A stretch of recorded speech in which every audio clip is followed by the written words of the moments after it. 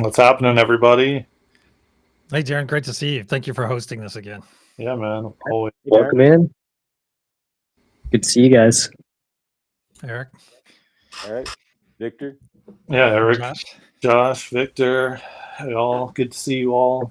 And yeah, if you want to like start us off, Josh, like what we were discussing before we got on here, I would love to discuss that because it was kind of interesting because I was thinking about it prior to this, you know. But yeah, it's very a very good, interesting topic.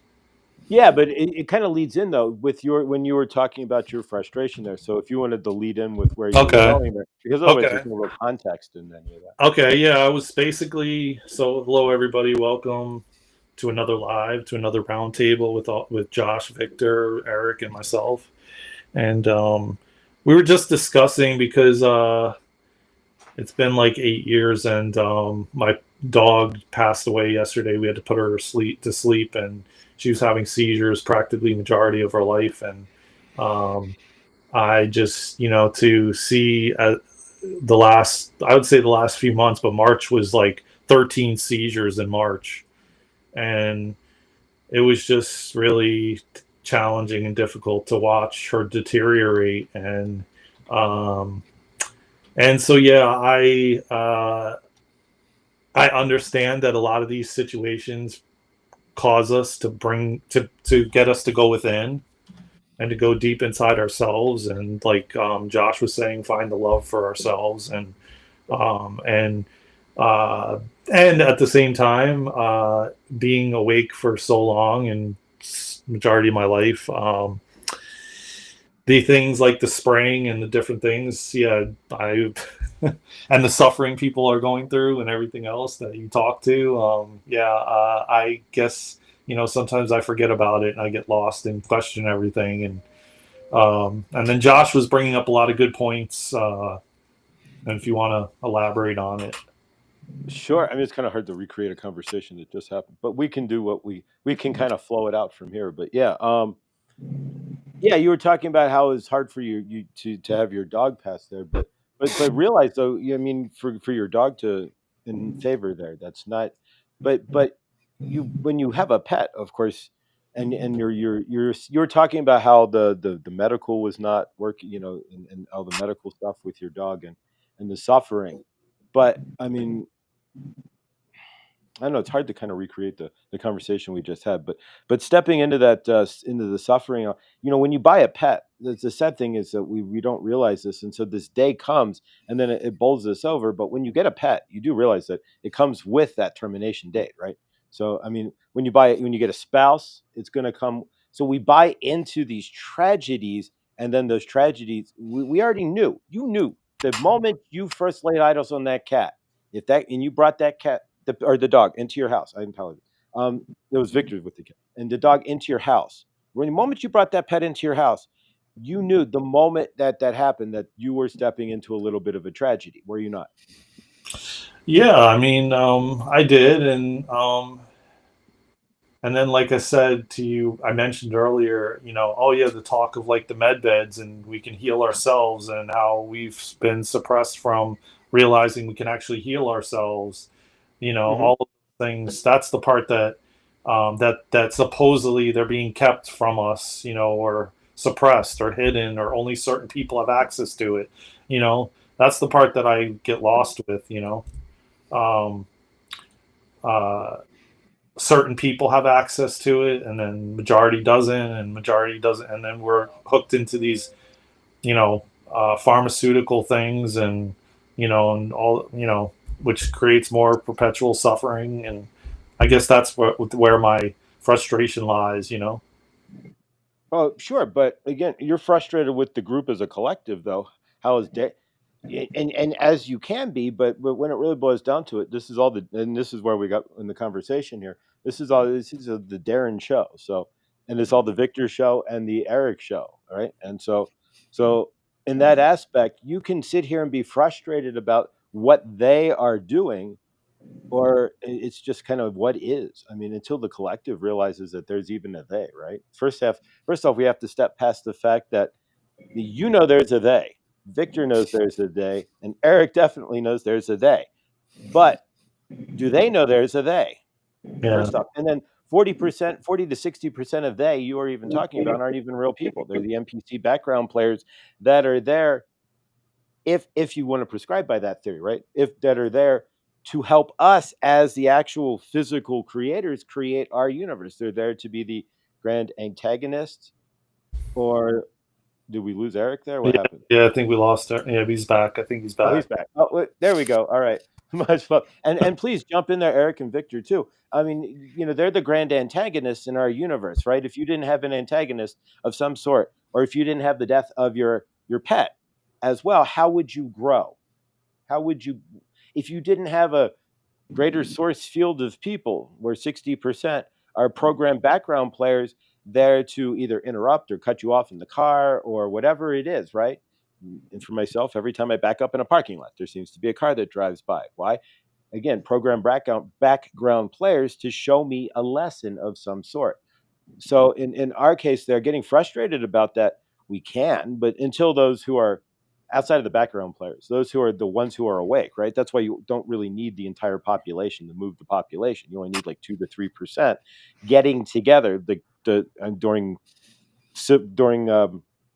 the revolution, only 5 to 10% of America was even half behind it, right? And so, but that's all that you need energetically, because how much are even real, right? The background players aren't pushing out any energy.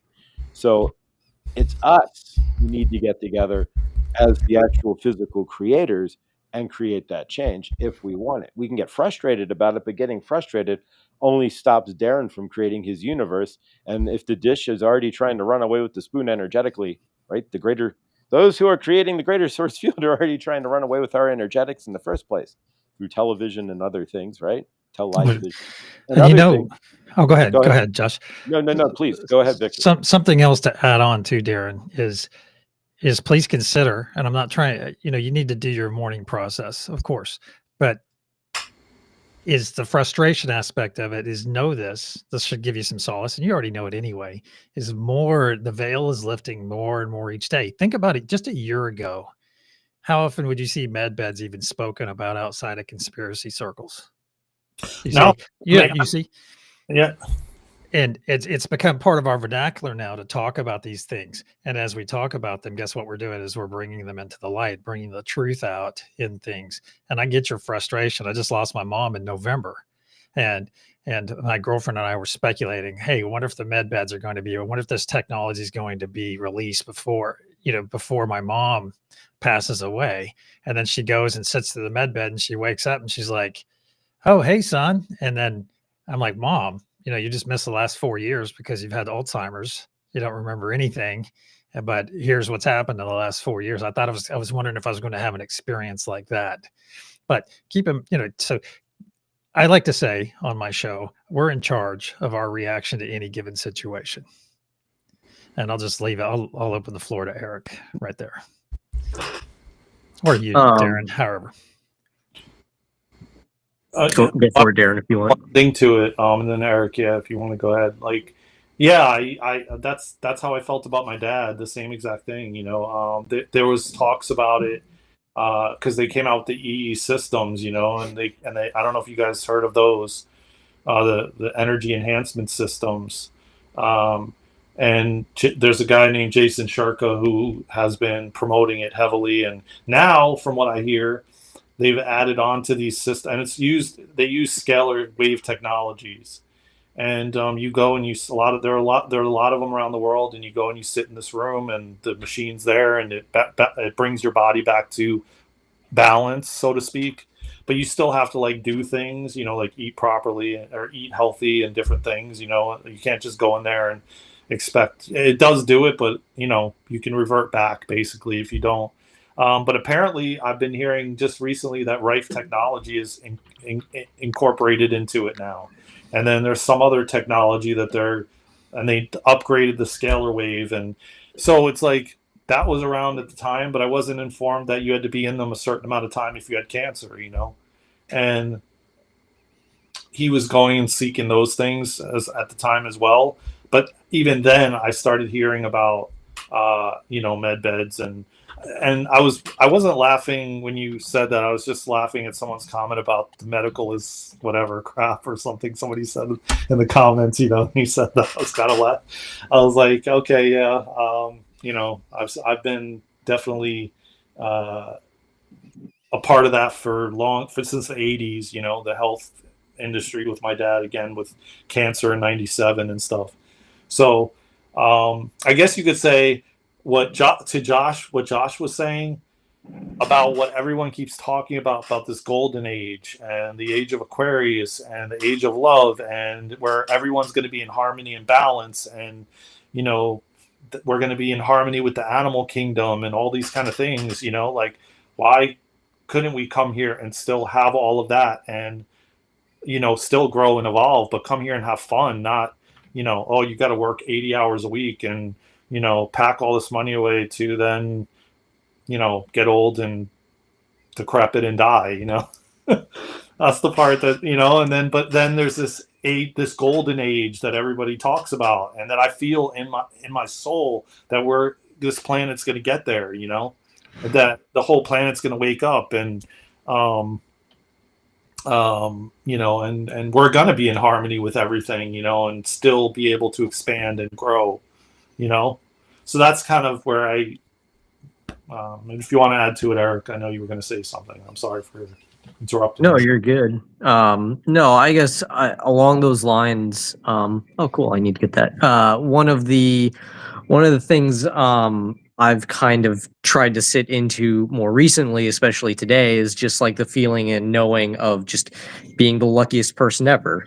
And like I've done that previously. I went to a gaming convention, and I went in with the mantra that I was going to be incredibly lucky the entire time. And so I ended up winning the national championship for the board game that I went in that year. And that was a great story and like a good. You gotta tell us. Yeah.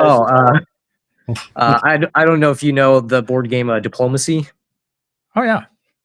Yeah. Wow. So I'm me, my dad, my brother, we're all like internationally the top 100 players. My dad's won the U.S. championship 4 times now. I've won it once.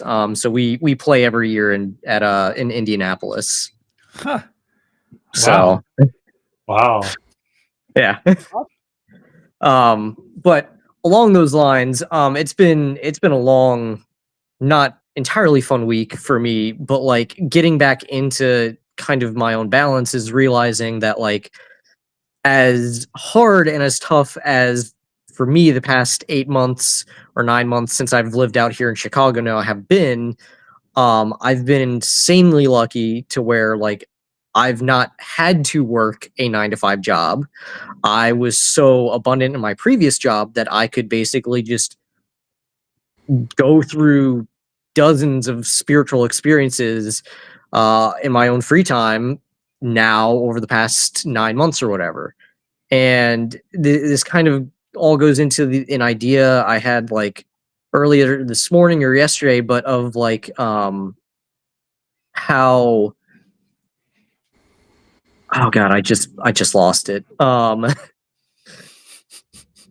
how like all these like maybe the entire reason we're here and we as a collective have gone through all of this together is to find ways to find the light in even the darkest of situations.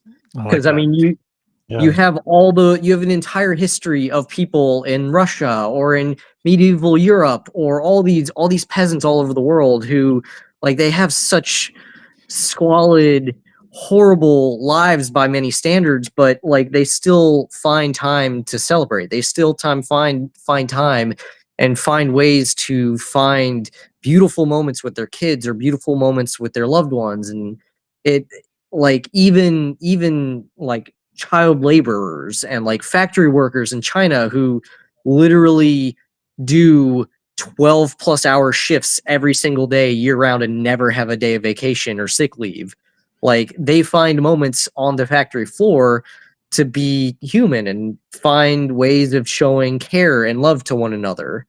And I mean, all of those are far worse positions than I've ever had to be in, let alone all the shit that I've had to go through in my life, let alone what you all and all of our streamers and watchers right now have had to go through. Like we've all had so much suffering and so much pain, but in amongst all that, we've found ways to find like peace within some of those moments. And I think, if anything, I think that may be the whole goal of this giant experiment, is finding those moments of light when literally everything around us is made and created to make us suffer.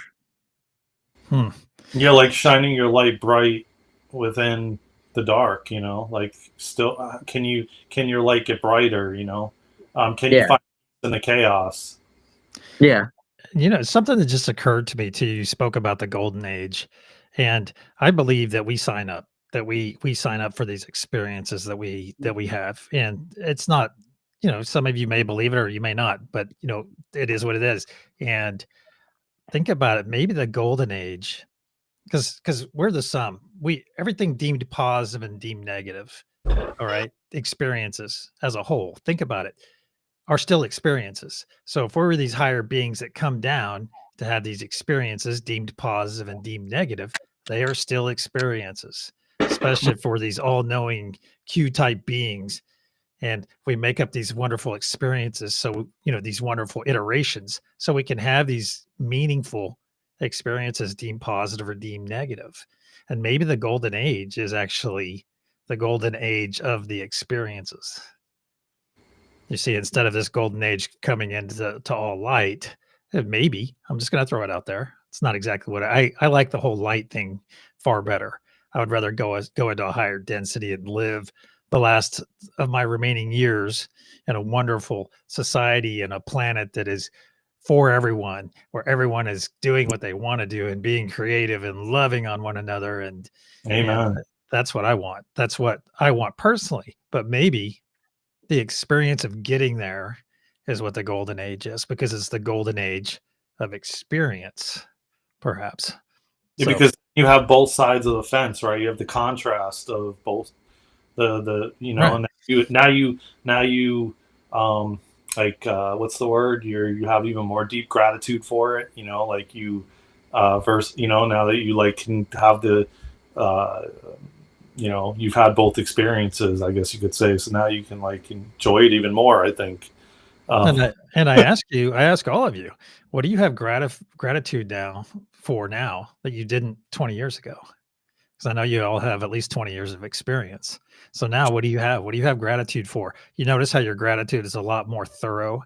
You're grateful for having a roof over your head. You're grateful for your automobile. You're grateful for so many things that 20 years ago you'd have been just like, oh, hey, yeah.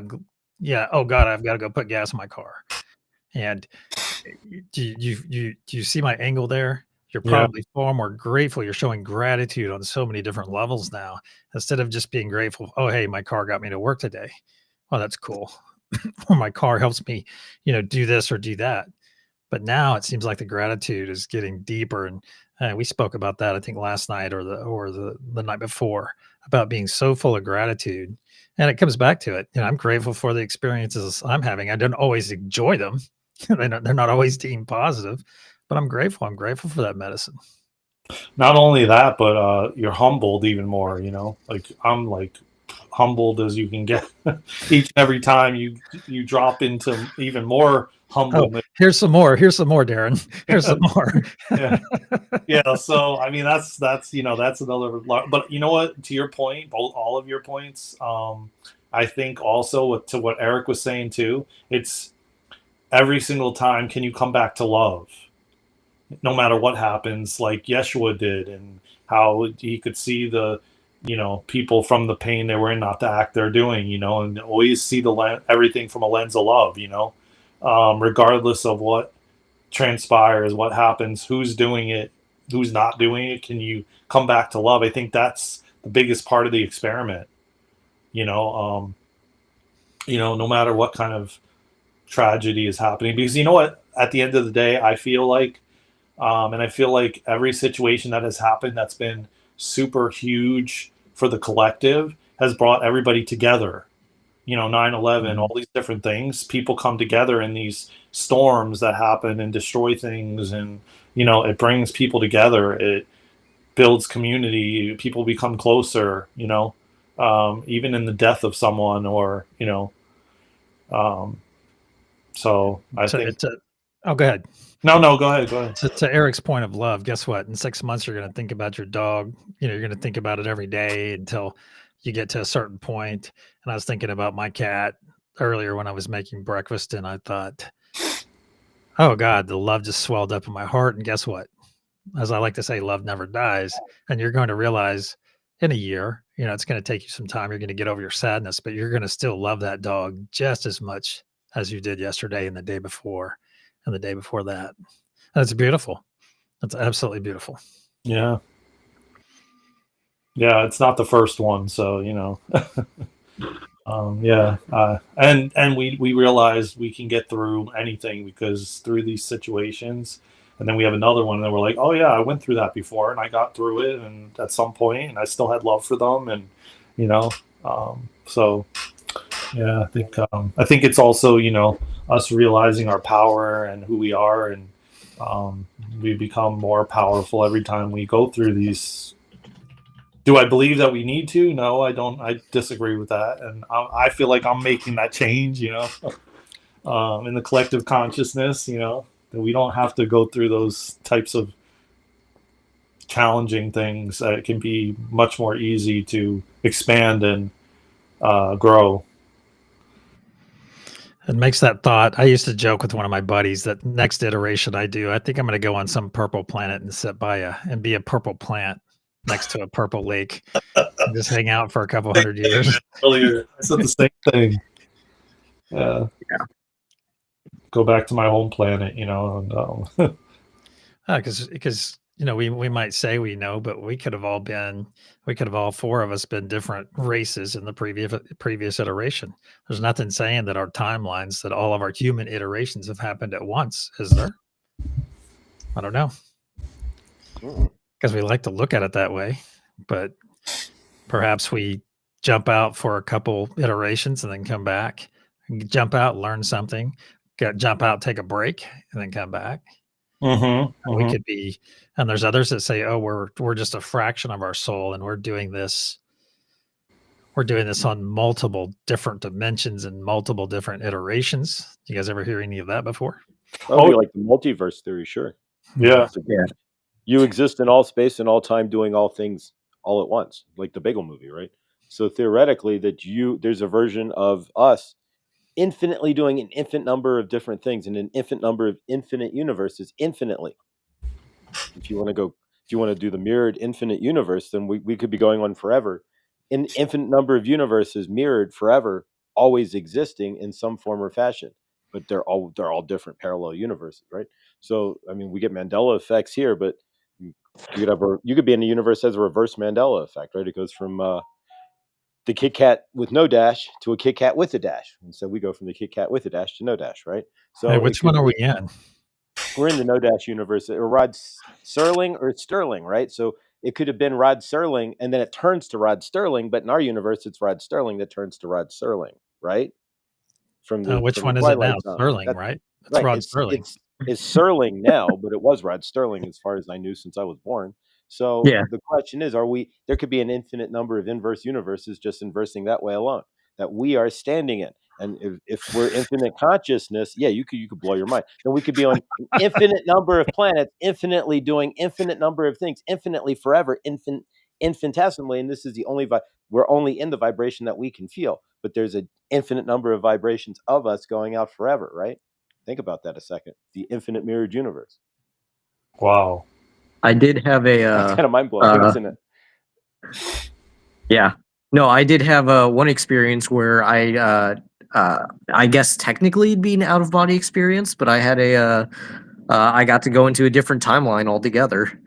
And so I guess to give you that story, so I I was sleeping and I had this memory of like kind of I was lucid dreaming at the time, and so I decided like, oh, like, and this was fairly early on in my spiritual journey, so I remembered, oh, like going into the void, like the void of creation, like doing that. And so I kind of entered like this portal in my lucid dream, and I woke up in a room. I was like, what is this room? And so I kind of went out and I saw what was a memory of basically my wife in that timeline, and she was but I like knew her as a friend from this timeline. And I went into this room and it was her and four other younger people, and I was like, hey, can we go into this other room? And so I was like, hey, what the heck is going on? Like, who are they? And then she basically said, like, there are children. And so I got very excited and really happy. And I was like, basically super confused. Like, I don't ever remember marrying you. Like, what the hell happened? Like, what's going on? Where am I? All this stuff.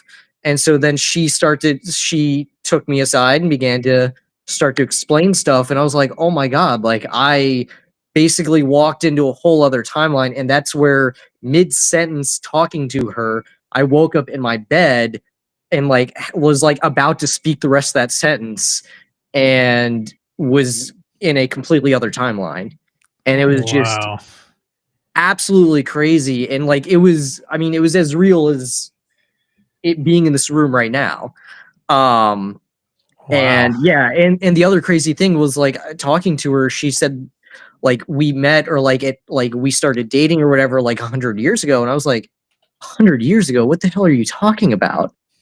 Because like we looked not far off from how we do now. And so there were all sorts of crazy things, but it was one of the most incredible experiences of my life. Wow. And so you hadn't met your wife yet, right? This is a different person. In this timeline, it's a close friend of mine from college. Okay. But in that timeline, there was a whole other set of events that caused us to get closer and eventually get married and have kids. Wow, I've never had anything cool like that. I've had other cool stuff happen, but nothing like that. No, that I think. Do you guys remember? I was probably, what was her name? She was an actress, and she was really into doing astral traveling, and it was about 30 years ago. Yeah, You know, exactly.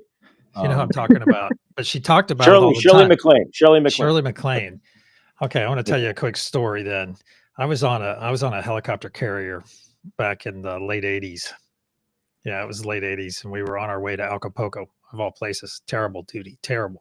And I was reading this book about I was reading her book or something along those lines, and it was telling you how to do the relaxation technique. And so I was doing it, and then I felt myself drop out of my body, drop out.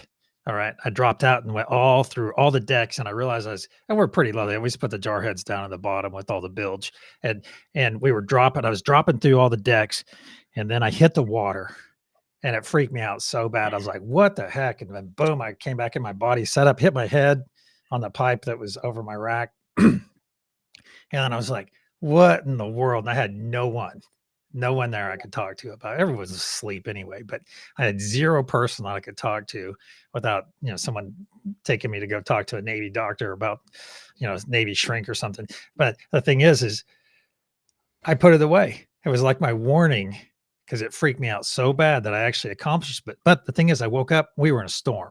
So the boat, even though it's a big helicopter carrier, was just rocking like this. And I think I dropped out on one of the plunges or something, but it was such an amazing experience. But it scared me enough at the time to not try. I'm like, okay, I'm messing with stuff that I don't have the ability right now to deal with, even though now I would gladly accept that experience. And maybe I'll try it again tonight. I haven't looked up that technique in forever. Hey, maybe we should do it as a collective. Maybe all four of us should try it. and let each other know tomorrow. There we go. Sure. Yeah. Have any of you messed around with lucid dreaming? No. Oh yeah. Yeah. I hadn't remembered a dream since I was 15, and literally like last week I had my first dream in like forever. I saw a mouse in a box, and it was half the box was dry, half the box was wet, and the mouse was drowning in a box. And that's real simple because I could relate it to my universe. But it was the first dream I'd physically seen in probably 40 years. And that was 45 just years. last week. Yep. Wow. That's And crazy. But I mean, it's Wow. easy to relate it to my universe. But so I took the mouse. I can remember in the dream, the mouse. I took it out of the box and put it on my hand, and it was like, "Thank you." Like it was like you could tell. It was like, "Thank you." I was dying here, and then I woke up. So Wow. Wow. Suzette says her dreams have been lucid her entire life. My Wow. mom had that. I'm jealous because I've had to work to get mine more lucid. But yeah, my mom also her entire life she's been lucid in all her dreams. Did she ever come to you or anything like that? And you guys go fly around or anything fun like that, or do some equations that you couldn't do in your human body? You know what I mean? I don't know that she's ever done that, but That's what I tried to do when I was in college, is try to learn how to study and dream about studying. That's what I wanted to do. Just because there never seemed, you know what I'm talking about. There's never seems to be enough time to study everything that you want to. And I thought, well, if I could just study when I'm asleep, that'd you'd work be like perfect. Edgar Casey and put the book under your pillow and wake up and yeah. Oh, does he do that? Edgar Casey could take an entire book and he would put it under his pillow, and then he'd wake up and be able to tell you a page and what it said. that's crazy. Wow. They are our resident time lords here too. So everyone say hi to Heaney. Any standard time? Yeah. What experiences have you had doing playing around with it, Eric? So kind of at first I used it. I had really bad night terrors for a while. So I used it as a means of basically waking myself up from those night terrors. And figuring out different ways from there. But I mean, I've done like flying's fun and fairly easy now in dreams. As I've gotten more into spirituality, I've been able to like contact in different ways other like trusted entities and beings, and like having experiences with like benevolent alien beings. I had that one experience with my wife from another timeline. And then I tried for a little bit to do exactly what you said, Victor, where I was going to try and learn how to practice the piano or practice like other musical instruments in dreams and get better that way, just as an experiment. But I never could get like lucid like frequently and like well enough to where I could do that. Yeah, so I guess now it's more of like whenever I am lucid, I do try to do like drop into astral projection or other stuff, but I haven't had much success. If anything, it's made my normal dreams like every single night just much more like vivid when I wake up. So like dream recall is fairly easy in the morning for me now. Wow. Hey, you guys want to do something? I'm going to change it real quick. I just sent a number out to everyone. What comes to your mind? Did you guys have a number come to your mind? Anyway, Yeah, even in chat. I did. Okay, what is Sure, why not? it? Just tell me. Should we all type it in the Yeah, just type it in the chat. I just sent a number out to everyone. I'm 42. Okay. Eric, did you get a number? I had like 3 or 5. Okay. Daren? I do come up 40, like same like Josh, 42 or 43. Okay. It came up really quick, and I couldn't catch if it was 42 or 43 was first. Somebody in chat's already gotten it right too. 9 3 1 Hey 1. Dale, 311. 311's a band though. It's a band. Wasn't that like a Yeah, band like yeah. the 90s? They sung like marijuana music. Yes. But see, the number 311 is also the number 5. This is true. Yeah. All the numbers, unless it's a All of 11 us or on the panel then got it wrong because I don't see anything close to what. Well, actually, the thing is you guys or are getting Eric a said partial. 5, I think, didn't he? Eric said 3 or 5. Yeah. And what's interesting about that is the number is 4. And I sent that out while he was still speaking. So Josh got part of it and you got part of it, Daren. Suzette got part of it. And she said it right after I said it. She goes, I had 4 dreams last night, literally right after I sent it. So it's pretty cool. And then Millie just writes 4, wonder 2, if 3. Maybe it was 4 and then like I heard multiple different ones and didn't really listen to the first one, you know? Yeah, but I just wanted to do a fun experiment. That's cool though. I love doing stuff like that. That's awesome. I'm glad you did that. That's cool. I just wish it was easier. But see, the thing is with telepathy comes a certain level of responsibility. I got in a debate with some of you guys know who she is. Oh, Lindsay got 4. Okay, Lindsay got it. Cool. And I was trying to say that when we have telepathy, we're going to have, because she was saying, well, you gotta, if you're doing telepathy with somebody and you see stuff you're not supposed to, then you're violating them. I'm like, hold on a second. I think, and my angle was, whenever you see telepathy or you have the ability to do it, that is no longer an issue, is going and digging, looking at someone's skeletal closet, because we all have skeletons. So I think with telepathy has to come a certain level of authenticity. All right. So if I'm completely authentic with you, Daren, and we're completely authentic with one another, and then we have a telepathic experience, whatever you come by, you come across my skeletal closet, you're not going to go in there and dig around. No, you have no need to, because I don't have anything to hide in there that you're not hiding. You follow me? Yeah, but you know what? It's like an exchange. You know what though? Like Luna has mentioned this to me before. Mm-hmm. She goes, she said this to me one time. She goes, you realize that I'm psychic, so she says, well, I mean, I knew that obviously, but she just made that comment because she goes, if there's not something you want me to know, then you need to say that I'm blocked from seeing it, so assumingly enough, you can block someone. I feel like she tells me to do with her so that she can't, if there's something I don't want her to know, that, you know what I'm saying? Like, and I think that that's something that probably will, but you know what I got right when you said that? I just wanted to mention this. I wanted to just add that part, but I also wanted to say, what about AI? Because our phones are reading our minds. I thought about it the other day, and it went from us before typing in a search something, and then like, oh, I'm searching for toilet bowls, and then all of a sudden I'm getting a million ads on toilet bowls, and now you think about a chocolate cake and you think about it, and then you get like ads about a chocolate cake on your phone, so it's like someone mentioned that to me recently, artificial intelligence is reading our minds. Well, yeah, but how would your go ahead, Victor.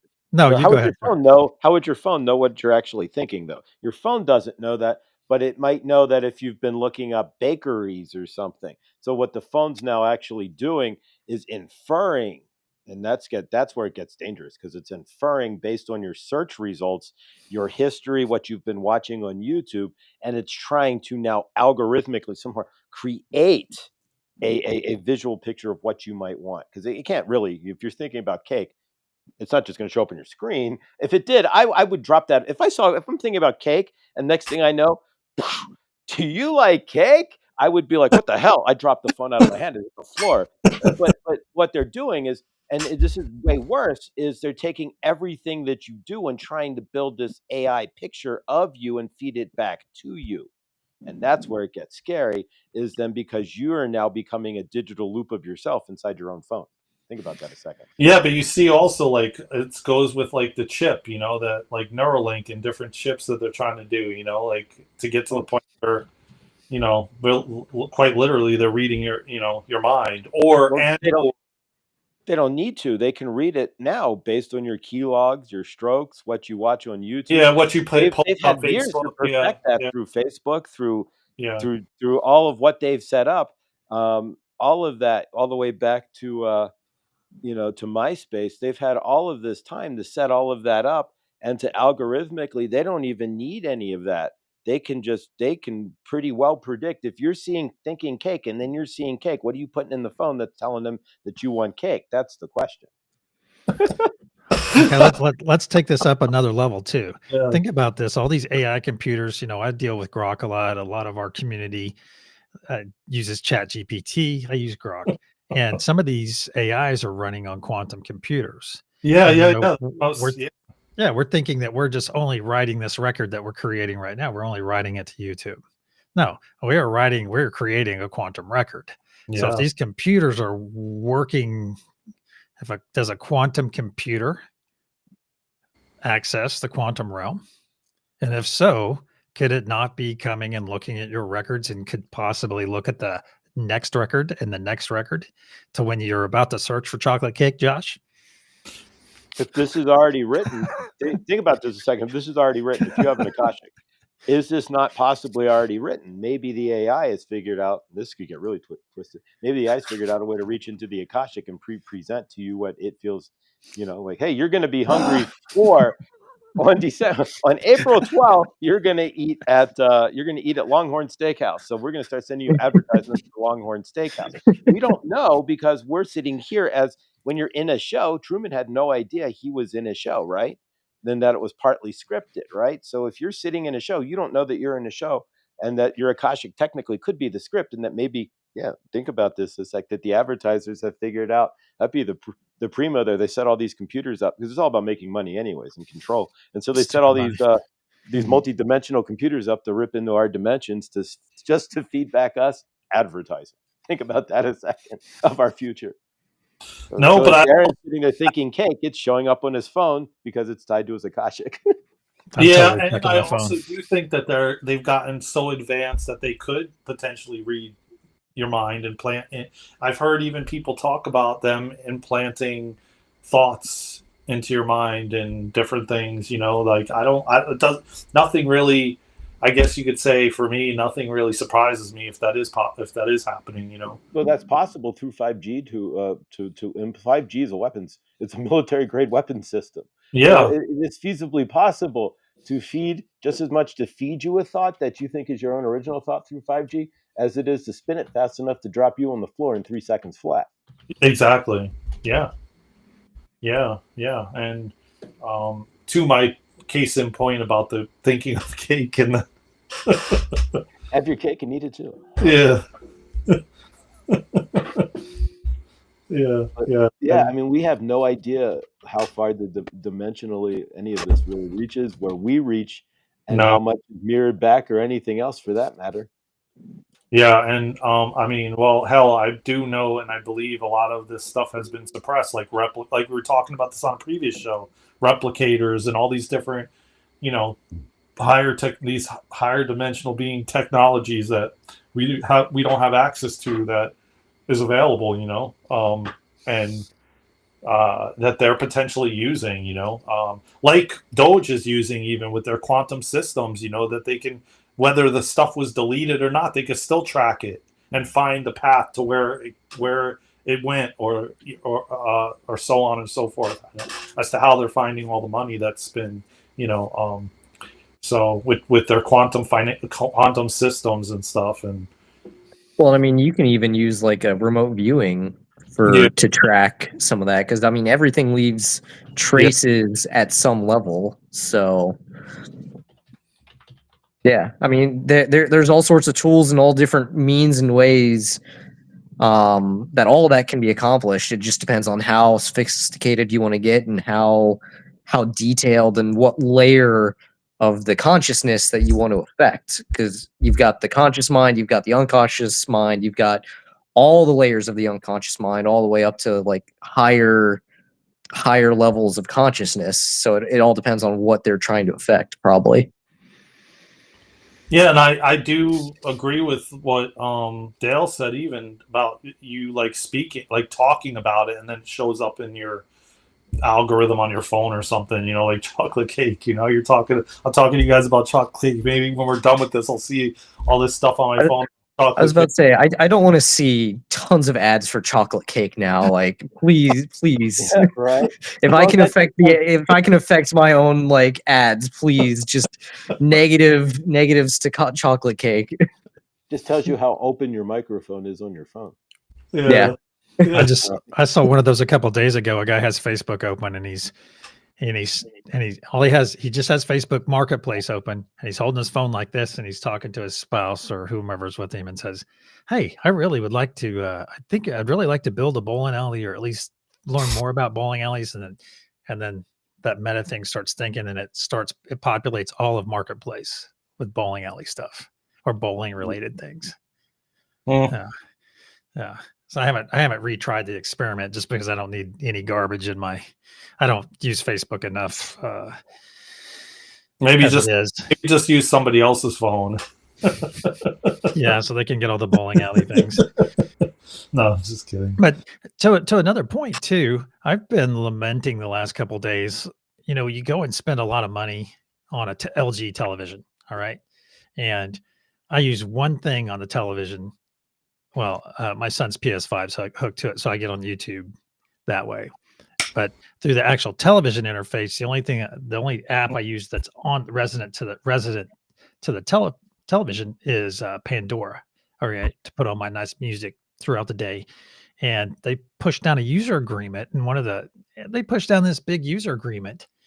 And then after you accept the user agreement, you start seeing all these ads on your TV. So you literally pay a bunch of money to get a cool TV. But when you start it up and you go to that home screen, you're going to see advertising. I'm thinking, oh my gosh, it is just, and then the user agreement's all about your data, and when the TV listens to you and when it doesn't. And all your interactions are being recorded on all these apps. And I'm thinking, hey, where's our rights? Where are our rights to our data? Well, did you agree to the EULA? You have to. You have to in order to use. You could back out and not use the program then. Yeah, but you lose access to all the utilization that you had for the apps. You follow me? So you can't use your Pandora or anything else like that on your TV. So it locks you out completely. It locks you out of the apps. It doesn't lock you out from going to HDMI 1 or one of your inputs, because I can still get to the PS5, stuff like that. Because I waited and it let me use my apps for a couple of days. Then I guess it got pissed or whatever and decided, well, you're not, it's basically, it didn't brick it, but basically it cut off its ability to go to any of my apps. And I'm just like irritated. It kind of got under my skin a little bit because I'm like, the gall of it. I paid money to buy this product, but wait, it's not just going to be a tell lies vision, like you like to say, Josh. It's not just going to be a tell lies vision. They've got to ramp it up and I think that hyperactivity of everything nowadays. It's not just, oh, hey, put this product out here. Oh, we need to put this little plastic widget out there, and then we're going to sell t-shirts with it, and then we're going to maximize all the data that we can gather from it. And it's just like all these different money. It's like, oh, how can if we can make this a cent cheaper in China or make it a cent cheaper in Vietnam, and pay those people, maybe pay them instead of 5 cents, we'll pay them 4 cents a day just to maximize. And it's just like this hyper maximization of everything. And it gets kind of, it's like, watch a YouTube video to the end. If you don't pay for I don't pay for YouTube, but you watch a video to the end and guess what they do? They're going to tack on a video at the end. Then they're going to tack on another one. And then they may take you to another video that'll automatically auto feed. And then 2 minutes into that, they're going to throw another ad at you. And that's just by you neglecting it, by leaving it running somewhere in a room. It's crazy. Have you guys been seeing, I don't even want to say it. I mean, well, they post them on YouTube, but man, I cannot believe the type of ads that I've been noticing on YouTube lately, like all regarding men with dysfunction, ED, basically. And the way, I don't know if you've been seeing those or not. I don't know if it's just me, but like, I swear, like open YouTube and I'm like, what in the hell is going on? And then they're like, the way standing near your phone there, the way they describe it, like no, I don't search for nothing on my phone. I'm like, I'm discussing behind the scenes there, brother. I'm like, no, I mean, I'm wondering if you guys are getting this. I mean, it's like I was shocked. Even the way I was like, man, what happened to YouTube? Like the way they even describe it. And I not only let me say that not only on YouTube, I actually was driving on the highway and there was a massive bulletin board talking about it, and they were using a banana as, you know, they had a banana like with you seen that one too? It was No, like no. no, Eric was shaking his head. I can imagine what you're talking about. I haven't seen any of those. Yeah, But I there think was somebody in chat was saying Hims and Hers, which is a big company now that talks about all that stuff. So yeah, I saw it on the highway on one of those bulletin boards, you know, when I was just driving on the highway, you know, and I'm like, man, okay, like now you open up YouTube and there's not actual ads playing on the video, it's like just those ones that are still ads, and then it like, and I'm like, okay, but then the way they talk about it, it's so it's not discreet anymore. If you have kids watching and stuff like that, the way they talk about it and the terminology they're using is wild. And just some of, even about women, like I don't know, I saw one weird one, man, about, I think it was for men and women, like cleaning your, like the words they were using, like cleaning, like I'm, you know, I know what I'm talking about. It was like, I'm like, what the hell's See, on there now? I'm like, I can't. It's like never was like that. but see, this is something though. This is something. There's two cures for this. All right, and one of them is your diet, of course. Let's just Oh get yeah, that out of yeah, the way. Once our food supply gets cleaned up, and we yeah, all know we're eating a bunch of chemical garbage. And the second thing is, and yeah, this is what's been so overlooked by some of the younger generations, because you see some young men and young women out there that are just, they're really into the sport of sex. It's just yeah, sport, and it's like all the feeling has been taken out of it. All the feeling has been taken out of it. Oh well, but the thing is what they're failing to realize is the cure for any kind of sexual dysfunction is that deep energetic connection with yep, your partner, that deep, absolutely beautiful, deep connection that you have. And if you get that, you find that connection, you're game. You are golden. yep. You're absolutely golden. And that's the cure. But see, people don't want to hear that because they think for some reason that it's some kind of badge of honor to go out and rack up bodies nowadays. That's not. Yeah, yeah, That's yeah. not. Well, it's that's part of it, and I think that the lust part of it, and I think that I mean, honestly, um, I remember most of my life being like that. Most guys, I feel like women can be like that too, but I feel like before I did, like I talked to you guys about, you know, semen retention, no fap, and all that, and getting off of porn and stuff. Before that, I was like objectifying women, you know, and looking at them as an object, and Sure. now I don't. Having done that for almost 2 years, I look at women as like a with a personality, like just like I am. You know, I don't see them as an object. You know, um, so yeah, I agree with you. I agree. I feel like and people don't realize that it's an energetic exchange, and it's powerful. And do you realize what you're doing? Like you don't know this person, and you're energetically exchanging with them, and yeah, again, it goes back to the brainwashing and the, you know, and keeping us from, you know, like learning this kind of stuff. Like I go back to, and I just want to mention this, going back with what Josh said earlier. It's like I believe and I hope that I can make a difference in the school system somehow, and with the newer school that me and Luna are creating and stuff like that, for breath, for breathing and learning how to properly breathe, and teaching that to kids, starting with the kids, because it is so powerful. And I know from just my own experience, you know, not breathing, shallow breathing and mouth breathing my entire life, you know, and how you know, being bullied and all that kind of stuff, and then redoing my whole nervous system to the point where I now breathe with my mouth closed and deep breaths and have deep thoughts, and you know, and it's like it's a world of a difference. And I think that if we started that with the kids, like made it mandatory, we would have a whole different, that would be another whole different world we'd be living in, you know. Mhm. I think that's a lot of things are not taught that we should be learning as young adults, and you know, So I hope, I try to play my part in changing those things because I want to live in a better world. Um, so I think it starts with me too. Well, sure it does. Yeah, it starts with each and every one of us. The Yeah, only way to make a better world is starting with yourself. There's no other way that's to what I make mean. a better Yeah, world. yeah, yeah, If yeah. you don't change yourself, then you don't see the world has changed, and you're stuck in a broken world.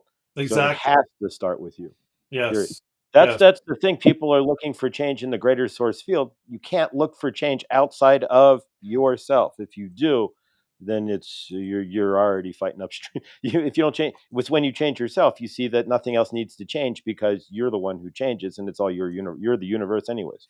Yeah. I mean, that's what I noticed that the day I was allergic to dairy at like 18 years old and stopped eating dairy, and then it was so challenging to go to a restaurant in the 90s and everything had cheese on it and everything had dairy in it and I couldn't eat it, and then what took like 15-20 years where Dunkin' Donuts finally got almond milk and coconut milk, and Starbucks and all these places start serving plant-based, and it's like, I realized that I had to make that change for the change to actually happen.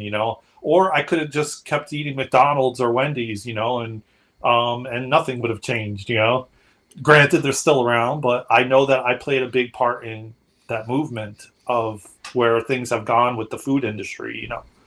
Um, just Exactly. by, If you stop eating fast food, and Eric stops eating fast food, and Victor stop, boof. Eventually, we all stop eating. It just fades away. It just happens. exactly, yeah, We just drop it from our. But that's why it takes each individual has to make those changes. That's why it's going to take a while because there's going to be some way down the line there. There's going to be the holdouts. They're like, "Man, I still want my Wendy's," and so it's just going to be what it is. But that's why being first wave ascension there, we get to see it all, right? All the way. And what Yeah, we get happens to to be that. gods? What happens to gods when they no longer have worshipers? They go away. They mm, cease to exist. Right. mm. Like more and more people are doing, like with the medical, like they're not idolizing anymore. They're like, oh, this is messed up. This should not be this way. But what it's been for God knows how many years, they're like God. They tell you when you're leaving and when you're not. Like transitioning, or oh, you got this amount of time left, or take this, and basically, like you just said, putting them on a pedestal.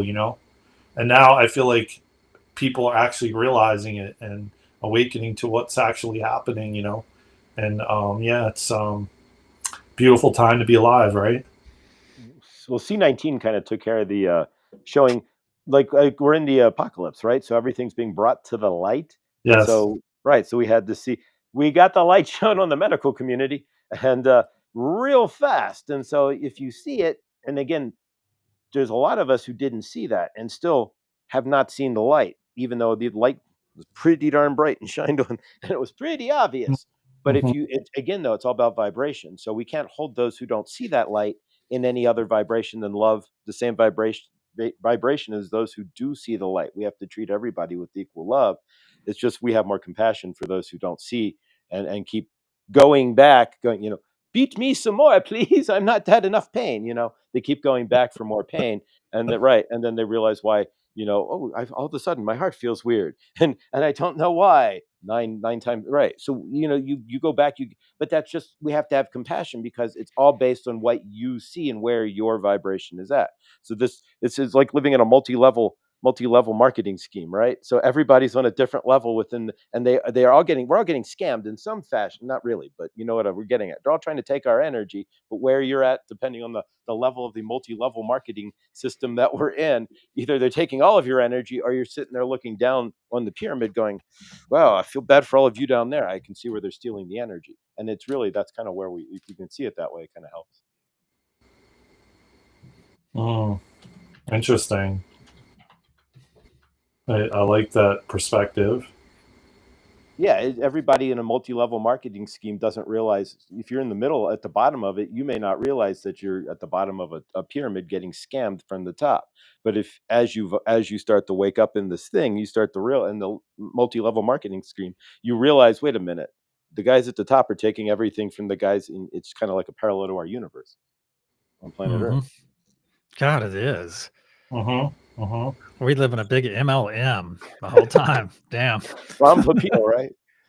You know what I heard recently? I just want to mention this real quick. Obviously, I'm sure you guys know who Lee Harris is. He channels the disease. Yeah. Or maybe you don't. Okay. Well, he was on. He co-made a book with Regina something. She does a show on Gaia TV, and he channeled like what's kind of unfolding and how the planet is actually raising its frequency, which we all know, but it's raising its frequency to the point where he said that what's going to happen basically is if your frequency is not high enough, you're not going to be able to come back on the planet until your frequency is at that point. Mm-hmm. And the only thing that's going to be left on this planet Earth is going to be the animals and the plants and the trees once humanity continues to raise their frequency. And, like Dolores said, there's two Earths kind of simultaneously, where we're kind of going the fifth dimension, the fourth, type of thing. I thought was very interesting. So what he then proceeded to say was that if you call them darker entities or whatever, they'll either have to leave and go to another planet or wait in the spiritual realm till their frequency is high enough to come back, essentially. So that there's not going to be anyone allowed with these lower frequencies any longer here because the planet is raising its frequency to a certain point, which I can kind of see happening, where we continue going, which I guess you could say the golden age, because we'll be continuously going higher. But of course we take what we learned and all the experiences we had, like Victor said, and had now these experiences and now have go to this place and we remember because the veil is thinner, so there's no more you've forgotten what you experienced. You actually take it with you and remember. So I thought that was very interesting perspective, or way to look at it, or even it kind of gives you even more hope, I think, of what's occurring, Kind of along those lines, just at the end here, I always go back to the line in Willy Wonka from the song, "If you want to view paradise, simply look around and view it." We're already where we want to be. It's just we may not be in the perspective to understand that all of it around us right now is exactly how it needs to be. That was spot. Fascinating. This has been wonderful, gentlemen. Yeah, this has been, man. It gets better every week, man.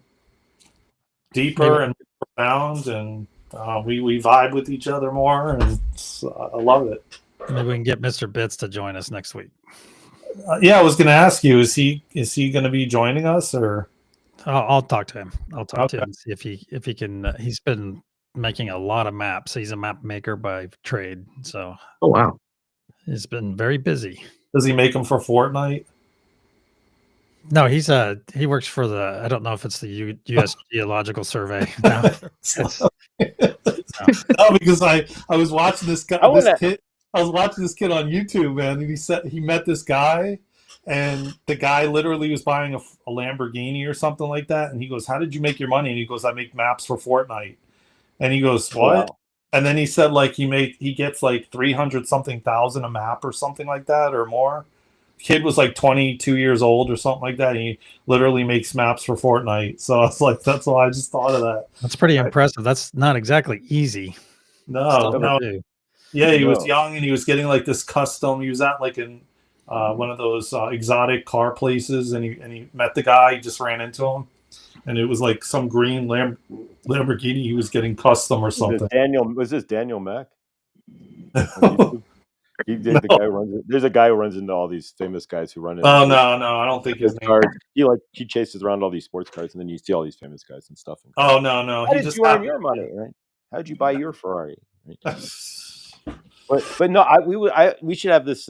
Maybe we can have Ben map your mind there with all the ED and sexual advertising showing up in your universe. What's pulling it all in there is the question, because whatever shows up in your universe, whether we're conscious or not, it's something that's going on in us. So if things are showing up in our outer field, No, let's keep that. Yeah, I don't have an answer for that. You know, definitely very confusing to me. So if I'm the only one seeing the ads, you know, but I pay for YouTube Premium, so I don't know. Same. yeah. So half the panel doesn't have an answer because they don't get the ads. Right? Yeah. No, it's like watching Disease, and then in the middle of it, you get nothing Yeah. like a commercial in the middle of a channeling or something. Yeah, exactly. I agree. I agree. Like Spotify, you know, I pay for that, so I don't get it. But it was awesome, man. It was awesome today. Thank you guys so much, man. As Yeah, always. you guys. And thank all of you for coming by to spend time with us today as well. Yeah, man. Everybody who joined, and you guys are awesome, man. And this was a great conversation. Thank you again. Yeah, thank you. Well, hey, until next time, gents. Yeah, man. See you guys. Thanks for coming. Thank you, guys.